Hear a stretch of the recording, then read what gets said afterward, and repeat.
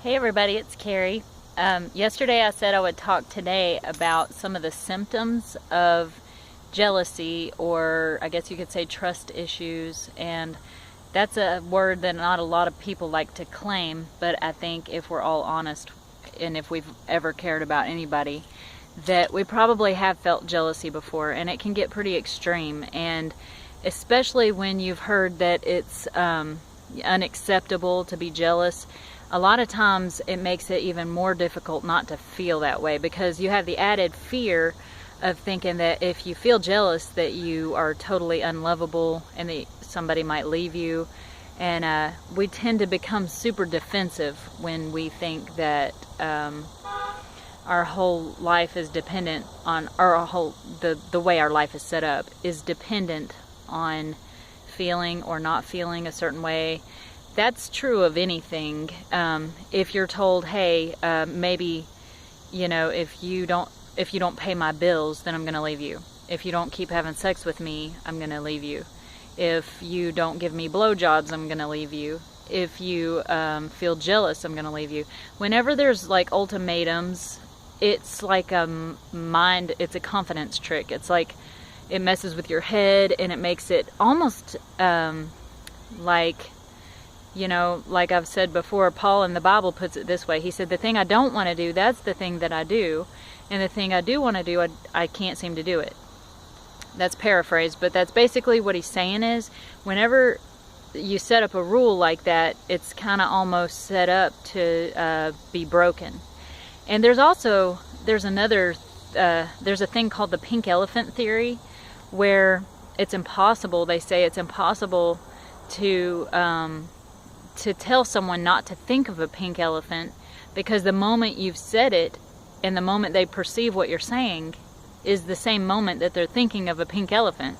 So it's true. And it's like when somebody says don't ever be jealous, the first thing that happens to you is that you become like afraid of feeling jealous, and you think, am I jealous? And it's just it has the same effect. It has the same struggle that people have with obsessive compulsive disorder, or any kind of an anxiety disorder, where you're thinking, oh no, what if I panic, or and then you begin to panic, and you know what you're doing is psyching yourself out, really. But basically, it's not that we should allow people to be abusive when they feel jealous, but you can't really say don't be jealous. The same thing's true, and I know I talk a lot about sexual fidelity and that kind of stuff, but the same thing's true of that. A lot of people tend to think that to be faithful they have to use a lot of willpower or rules or obligations. You have to keep wanting the same woman day in and day out for years and years and years, and that's just not the case. But if you took those rules away, all I'm saying is that it's very likely or possible that you could love and want to have sex with the same person for a lifetime. But you'll never know, as long as there's a rule there that says thou shalt only want her, or thou shalt only want him, or thou shalt never be jealous. Whatever it is, the rules are only messing with our heads. So I say chuck the rules. Let's only use desire, and let's do away with willpower. And I know a lot of people are so afraid of doing that because they think everybody will loot and pillage and plunder and rape. But the truth is, when your needs are met, you don't become a criminal when the rules are taken away. I'm talking about getting our real needs met so that we don't constantly default to nasty crimes. If you think you're going to pillage and plunder, you're still coming from a lack. You're still coming from a place of lack. There's not enough sex, there's not enough money, there's not enough women, there's not enough men. And that's just not the case. There's an abundance of all these things, but we're sort of creating a lack by thinking that there is one. So basically what I'm saying is, surprise yourself. Do away with some of the rules and willpower and laws in your relationship, and find out, who loves you and who doesn't. Have the guts to find out someone doesn't care about you. I quoted something that my niece posted the other day, and she has a brilliant a Pinterest board called something like words. I forget what it is, but it's so amazing. And every single thing she posts. It's impeccably put. And one of the things she posted said, it said, "I am sick and tired of not having the guts to be an absolute nobody." Now that took me a minute to sink in, but I thought it was so amazing, so I'm going to say it again.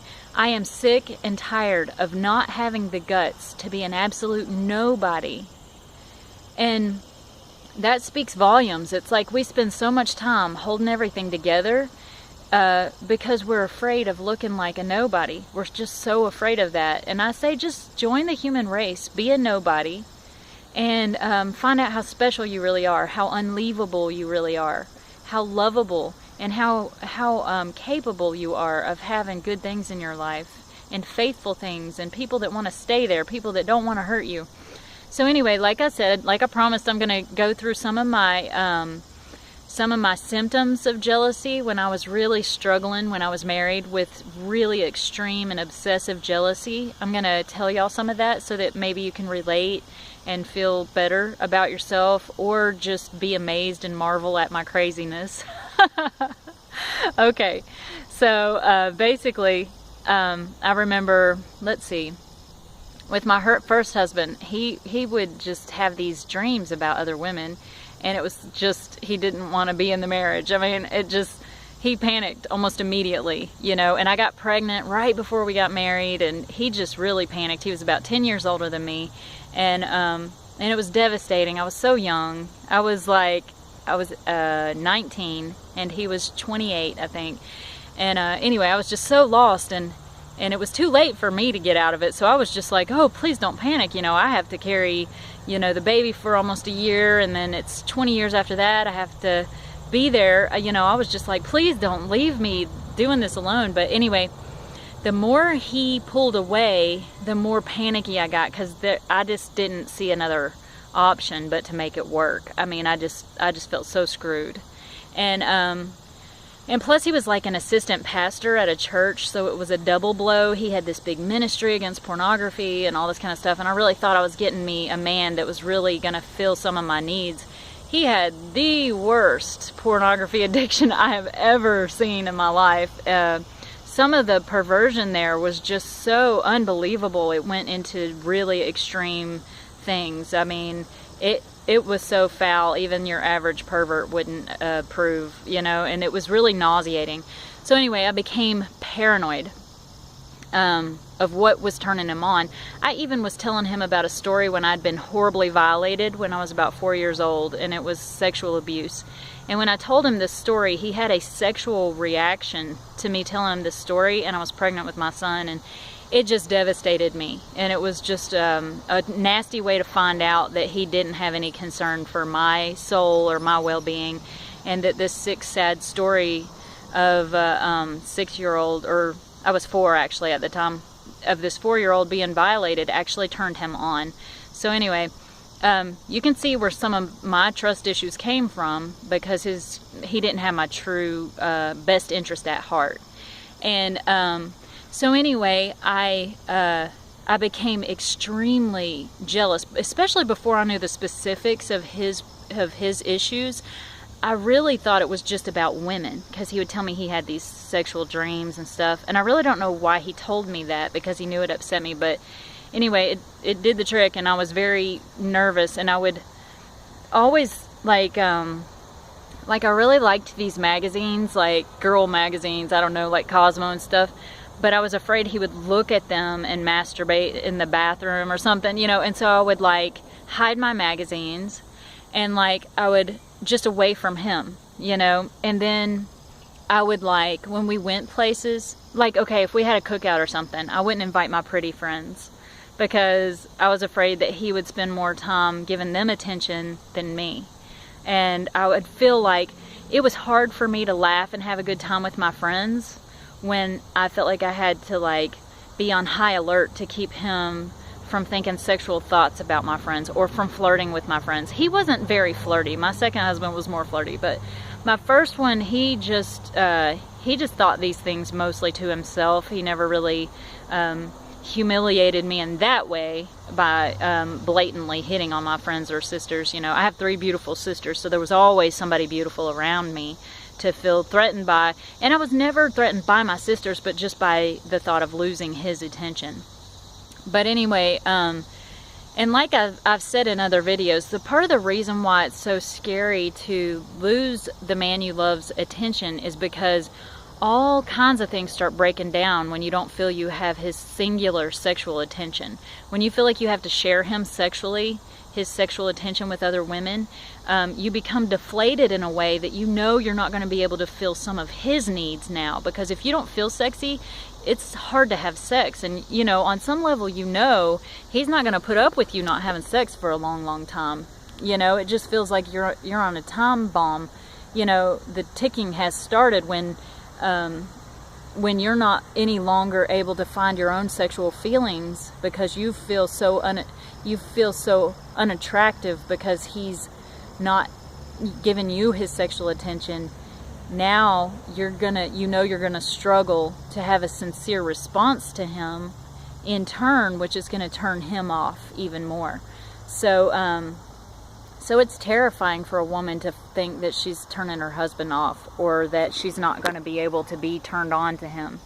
So it's kind of a spiral. So anyway, back to some of my symptoms. I would if I was sitting in the car, it was just constant when we were out in public. I just wanted to stay home after a while, because when we were out, I just felt like every woman was an enemy or a threat. And it's so sad because I love my female friends and I love my sisters, but I started kind of pushing people away and isolating myself because it was just too much trouble. It wasn't worth it, because I would go home and just feel empty all night, and I couldn't talk to him. He didn't understand.